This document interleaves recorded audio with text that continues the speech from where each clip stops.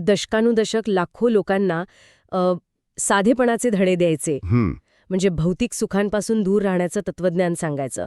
आणि अचानक स्वतःच्या मुलीच्या लग्नात चक्क 100 एकरांचा भव्य मंडप. बापरे, 100 एकर? हो, 100 एकर. वा. आणि VIP गाड्यांचा ताफा, 700 कोटींच्या संपत्तीची पार्श्वभूमी. साहजिकच अशा वेळी कोणाच्याही भुवया उंचावणारच ना. अगदी बरोबर. पण आजच्या या आपल्या सखोल चर्चेत आपण फक्त या भव्य लग्नाबद्दल बोलणार नाहीये. आपण बोलणार आहोत त्या एका छोट्याशा व्हायरल व्हिडिओबद्दल. हो, तो व्हिडिओ. हो, ज्याने संपूर्ण महाराष्ट्रात एकच खळबळ उडवून दिली आणि एका बापाच्या भावनांचा अक्षरशः बाजार वाढला. चला तर मग या सगळ्या प्रकरणामागचं नेमकं सत्य काय आहे ते उलगडून बघूया. नक्कीच. आणि हे सत्य समजून घेण्यासाठी आपण किसान हेल्पलाईन या YouTube चॅनलवर प्रसिद्ध झालेल्या एका अत्यंत सविस्तर रिपोर्टचा आधार घेणार आहोत. बरोबर. इंदुरीकर महाराज यांच्या मुलीच्या म्हणजे ज्ञानेश्वरीच्या लग्नाभोवती जो वाद निर्माण झालाय ना, आणि सोशल मीडियावरील अफवांचं जे पीक आलंय त्याच्या मुळाशी जाण्याचा आपला प्रयत्न असेल. आणि हे खूप गरजेचं आहे, कारण सोशल मीडियाने रंगवलेली कथा आणि प्रत्यक्ष वास्तवात असलेली परिस्थिती या दोन अगदी वेगवेगळ्या गोष्टी असू शकतात. हो, तसं नेहमीच होतं. तर या चकचकीत चित्रामागचं नेमकं सत्य काय आहे ते आपण पाहू. या कथेची सुरुवात होते 3 मे रोजी पार पडलेल्या एका अत्यंत भव्य अशा विवाह सोहळ्याने. ज्ञानेश्वरी आणि साहिल चिलप यांचा विवाह. अगदी. आता हा विवाह साधासुद्धा नक्कीच नव्हता. मगाशी म्हटल्याप्रमाणे 100 एकरांचा विस्तीर्ण मंडप उभारला गेला होता. राज्याच्या मुख्यमंत्र्यांसह अनेक बडे राजकीय नेते तिथे होते. नामवंत उद्योगपती सुद्धा. हो, आणि शेकडो VIP गाड्यांची रांग तिथे होती. या लग्नाचा अफाट थाट संपूर्ण महाराष्ट्राने स्वतःच्या मोबाईलच्या स्क्रीनवर डोळे भरून पाहिलाय. हो, पण या भव्यतेमागचे कारण समजून घेणं अत्यंत महत्वाचं आहे. आणि तिथेच साहिल चिलप यांच्या कुटुंबाची पार्श्वभूमी समोर येते. अच्छा, म्हणजे मुलाकडची पार्श्वभूमी. होय. किसान हेल्पलाईनच्या रिपोर्टनुसार चिलप हे आज महाराष्ट्रातील एक अत्यंत प्रतिष्ठित आणि बडे व्यावसायिक कुटुंब म्हणून ओळखलं जातं. त्यांची एकूण संपत्ती तब्बल 700 कोटींच्या घरात असल्याचा अंदाज वर्तवला गेलाय. 700 कोटी हा आकडा खरोखरच कोणाचेही डोळे दिपवणार आहे. पण इथेच मला एक गोष्ट जोडायची आहे. काय? जेव्हा लोक इतका मोठा आकडा ऐकतात ना, तेव्हा त्यांच्या मनात लगेच एक शंका निर्माण होते की ही संपत्ती आली कुठून? हा पैसा पिढीजात होता की यात काय म्हणता येईल काळंबे होतं? हाच तो टप्पा आहे जिथे लोकांचा गैरसमज सुरू होतो. रिपोर्टनुसार ही श्रीमंती कोणतीही पिढीजात नव्हतीये. अच्छा. हे कुटुंब मुळात मुंबईतले नव्हतेच. पुणे जिल्ह्यातल्या जुन्नर तालुक्यातल्या काटे नावाच्या गावातून आलेलं एक अत्यंत साधं कष्टकरी शेतकरी कुटुंब होतं. बापरे, जुन्नरमधून? हो. 2003 साली हे कुटुंब मुंबईत आलं आणि बघता बघता अवघ्या 2 दशकात त्यांनी स्वतःच्या हिमतीवर अफाट कष्टातून हे कोट्यवधींचं साम्राज्य उभं केलं. शून्यातून विश्व निर्माण करण्याची ही त्यांची अत्यंत प्रेरणादायी कहाणी आहे. हे तर खरंच खूप कौतुकास्पद आहे. पण तरीही इथे मला एक वेगळा दृष्टिकोन मांडावासा वाटतो. एखाद्या कुटुंबाने स्वकष्टाने संपत्ती मिळवली हे मान्य आहे मला. पण लोकांच्या मनातील विरोधाभास आपण नाकारू शकत नाही. म्हणजे ज्या इंदुरीकर महाराजांनी आयुष्यभर लोकांना कीर्तनातून साधेपणाचे धडे दिले, त्यांनीच एवढा मोठा खर्च कसा काय केला? बरोबर. हा प्रश्न पडणं साहजिक आहे. हे असं आहे की जणू एखाद्याने आयुष्यभर झोपडीत राहण्याचे फायदे सांगावेत आणि अचानक तो स्वतःसाठी एक भव्य राजवाडा बांधायला घेतो. मग साहजिकच समाजाला फसवल्यासारखं वाटणार नाही का? एक अत्यंत रास्त आणि महत्वाचा प्रश्न आहे. आणि इथेच आपल्याला पॅरासोशल रिलेशनशिप्स किंवा एकांगी भावनिक नात्याची संकल्पना समजून घ्यावी लागते. म्हणजे काय नक्की? भारतीय समाजात आणि विशेषतः महाराष्ट्रात कीर्तनकार किंवा प्रबोधनकार यांना एका वेगळ्याच उंचीवर ठेवले जाते. समाज अशी अपेक्षा करतो की व्यासपीठावर जो आदर्शवाद ते मांडतात तोच त्यांनी त्यांच्या वैयक्तिक आयुष्यातील प्रत्येक क्षणी जगावा. त्यांच्यावर एक प्रकारचा अलिखित दबाव असतो समाजाचा. म्हणजे लोकांच्या मनात आधीच एक अढी निर्माण झाली होती तर? अगदी तसंच. महाराजांच्या नेहमीच्या प्रवचनांतील साधेपणा आणि या लग्नातील डोळे दिपवणारी भव्यता यातील अंतरामुळे समाज आधीच टीका करण्यासाठी सज्ज झाला होता. अच्छा. ही तीच मानसशास्त्रीय पार्श्वभूमी आहे ज्यामुळे पुढील घडणाऱ्या प्रत्येक घटनेचा लोकांनी लगेच चुकीचा आणि नकारात्मक अर्थ काढला. लोकांच्या मनात एक पूर्वग्रह तयार झाला होता की हे महाराज तर साधेपणाचा आवा आणतात, पण प्रत्यक्षात हेही पैशांच्याच मागे आहेत. ओके. म्हणजे पैसा आणि भव्य लग्नामुळे लोकांच्या मनात आधीच संशयाचं बी पेरलं गेलं होतं. हो. पण सहसा अशा भव्य लग्नानंतर इन्स्टाग्रामवर छान छान रील्स येतात, लोक कौतुक करतात. मग या प्रकरणात अचानक VIP गाड्यांच्या ताफ्यावरून थेट सोशल मीडियावरच्या एका मोठ्या वादाकडे आपण कसे वळलो? कारण लग्नानंतर सुरुवातीला सर्व काही अत्यंत सुरळीत असल्यासारखं वाटत होतं ना. हो, सुरुवातीचे दिवस अतिशय आनंदाचे होते. सत्यनारायणाची पूजा झाली, जेजुरीला झालेले देवदर्शन. हो, ते व्हिडिओ पाहिलेत मी. आणि ज्ञानेश्वरीचा सासरी मोठ्या दिमाखात साजरा झालेला पहिला वाढदिवस.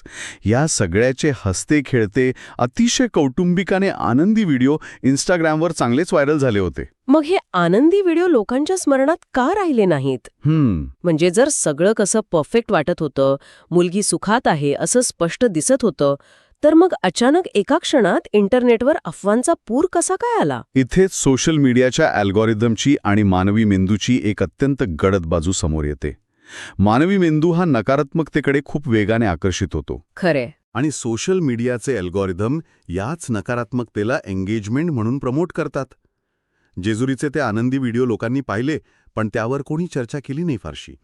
त्यांना हवी होती एखादी गॉसिप. आणि ती गॉसिप त्यांना मिळाली त्या एका छोट्याशा व्हिडिओमध्ये. अगदी बरोबर. काही दिवसांनी महाराज आपल्या मुलीच्या सासरी भेट देण्यासाठी गेले होते. तो व्हिडिओ मीही पाहिलाय. ते गाडीतून खाली उतरले तेव्हा त्यांचा चेहरा नेहमीसारखा हसरा नसून थोडा गंभीर होता. हो, ते स्पष्ट दिसत होतं.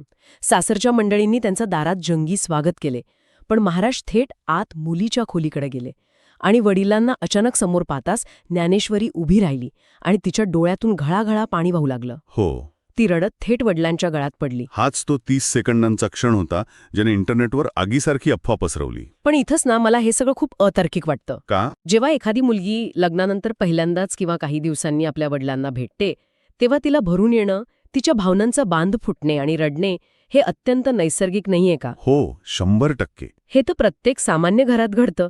सासरी गेलेली मुलगी वडिलांना पाहून रडते, यात नवलते काय?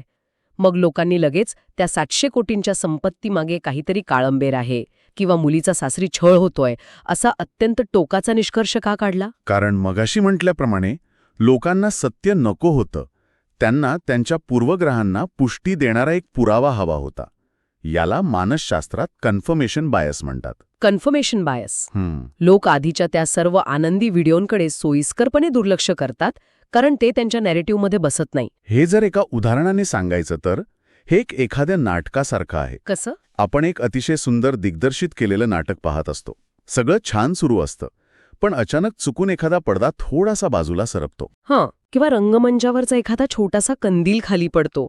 तेव्हा प्रेक्षकांना वाटतं की अरेच्चा, पडद्यामागे नक्कीच काहीतरी भयानक रहस्य दडलंय. अगदी बरोबर. प्रेक्षकांना नेहमी पडद्यामागचं एखादं गडद रहस्य शोधण्यात एवढा रस असतो ना की तो कंदील नुसता वाऱ्याने पडला असेल हा साधा विचार ते करतच नाहीत. हो. लोकांना या प्रकरणात स्कॅन्डल हवं होतं आणि म्हणून त्यांनी एका सामान्य बापलेकीच्या भेटीतून स्वतःच्या सोयीने एक स्कॅन्डल निर्माण केलं. हे अगदी अचूक विश्लेषण आहे तुमचं. याला आपण सोशल मीडिया ट्रायल म्हणतो. इंटरनेटवरचा जमाव स्वतःच न्यायाधीश बनतो अशा वेळी. हो ना. मी आधीच म्हणालो होतो ना, एवढ्या पैशात काहीतरी गडबड आहेच. हे स्वतःला आणि जगाला सिद्ध करण्याची लोकांना घाई असते. तो 30 सेकंदाचा व्हिडिओ म्हणजे त्यांच्या पूर्वग्रहांना मिळालेला एक पुरावा होता. आणि त्यात भर म्हणून काही वृत्तवाहिन्यांनीही या आगीत तेल ओतण्याचं काम केलं.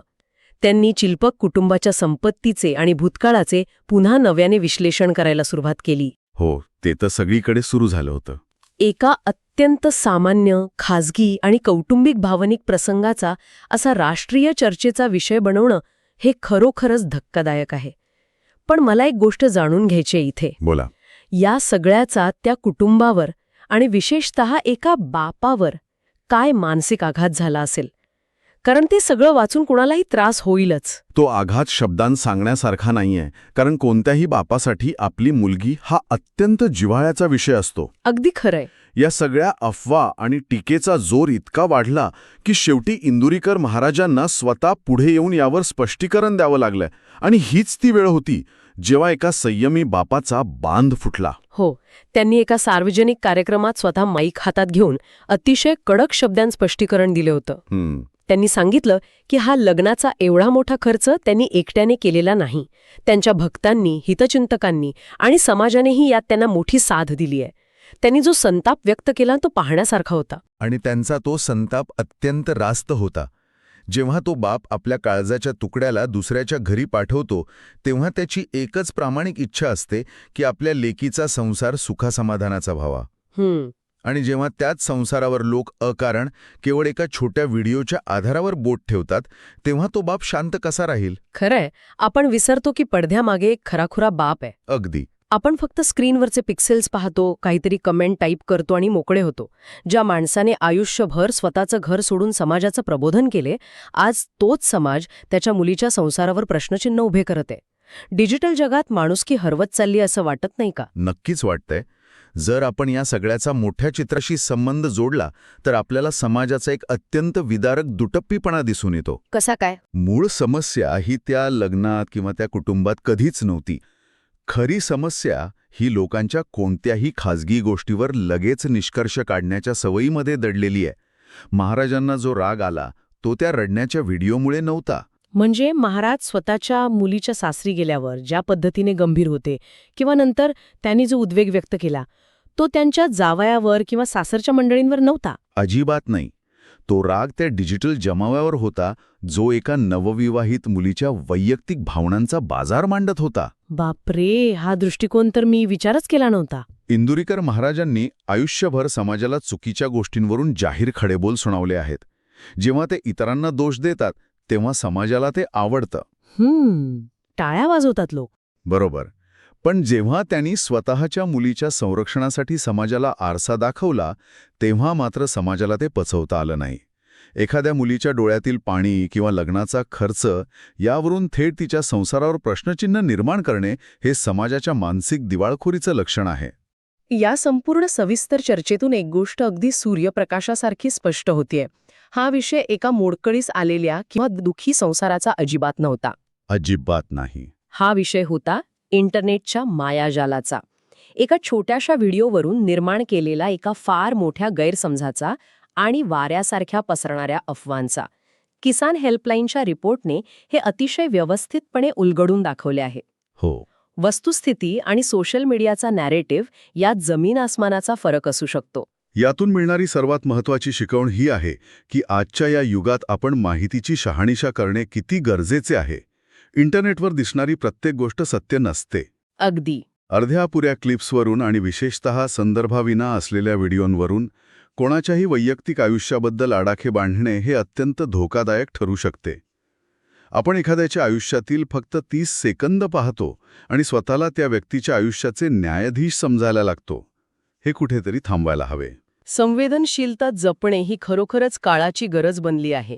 डिजिटल माध्यमांवर व्यक्त होताना आपण हे नेहमी लक्षात ठेवायला हवे की एका साध्या कमेंटमुळे किंवा एका शेअरमुळे प्रत्यक्ष आयुष्यातील खऱ्याखुऱ्या माणसांच्या भावना दुखावल्या जाऊ शकतात. हो.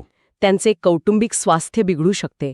आजच्या या प्रकरणात आपण एका बापाची वेदना, समाजाचा दुटप्पीपणा आणि सोशल मीडियाच्या न्यायव्यवस्थेचे हे जे भयानक रूप पाहिले आहे ते खरोखरच प्रत्येकाला अंतर्मुख करणारे आहे. सोशल मीडिया हे एक साधन आहे, ते हत्यार बनू नये याची काळजी समाजानेच घ्यायला हवी.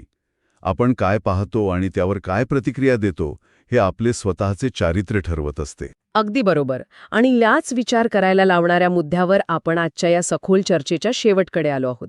जाता जाता ऐकणाऱ्या प्रत्येकासाठी विचार करण्यासाठी एक अत्यंत महत्त्वाचा प्रश्न मी इथे सोडून जाते. जरा विचार करा, जर एखाद्या अत्यंत सामान्य माणसाच्या आणि त्याच्या कुटुंबातल्या अत्यंत खाजगी भावनिक क्षणांचे असेच छोटे छोटे व्हिडिओ बनवून ते लाखो अनोळखी लोकांसमोर मांडले गेले, बापरे, विचार करवत नाही. तर हेच इंटरनेट, हेच समाज माध्यम त्या सामान्य कुटुंबाच्या रोजच्या आयुष्यामधून किती भयानक रहस्य शोधून काढेल. विचार करा, कारण एकदा का लोकांच्या हातात निष्कर्षांचा हातोडा आला की त्यांच्यासाठी प्रत्येक माणूस एक खिळा वाटू लागतो.